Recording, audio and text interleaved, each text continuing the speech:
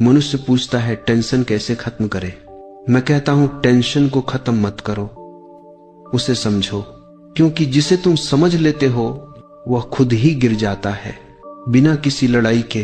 तुम टेंशन से लड़ते हो, इसीलिए टेंशन और मजबूत हो जाती है। तुम उसे दवाई से दबाते हो, इसीलिए वह फिर लौट आती है, और हर बार पहले से ज्यादा भारी। टेंशन बाहर नहीं है, यह तुम्हारे मन की कहानी है जो तुमने खुद बनाई है, अपने विचारों से, अपनी अपेक्षाओं से, भविष्य की चिंताओं और अतीत की पीड़ाओं से।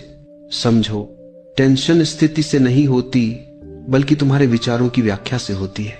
एक ही परिस्थिति दो लोगों के सामने रख दो, एक हंसेगा दूसरा रोएगा, परिस्थिति वही है, अंतर है देखने के तरीके में। टेंशन वहीं खत्म होती है जहां समझ शुरू होती है, जब तुम देख पाते हो कि जो हो रहा है वही होना है और जो होना था वही हुआ। तब भीतर स्वीकृति जन्म लेती है। उस स्वीकृति के साथ टेंशन का कोई अस्तित्व नहीं रह जाता। याद रखना, जीवन सरल है लेकिन मन इसे कठिन बनाता है। जो कुछ है उसे स्वीकार कर लो, टेंशन गिर जाएगी। जो कुछ नहीं है उसके पीछे मत भागो, टेंशन गिर जाएगी।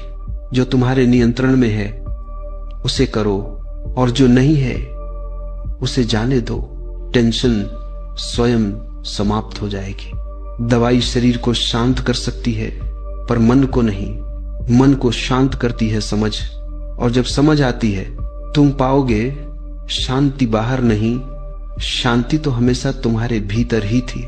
याद रखना, टेंशन मिटाने का सबसे बड़ा उपाय है साधारण होना, स्वीकार करना और जीवन को अपने ही ढंग से बहने देना।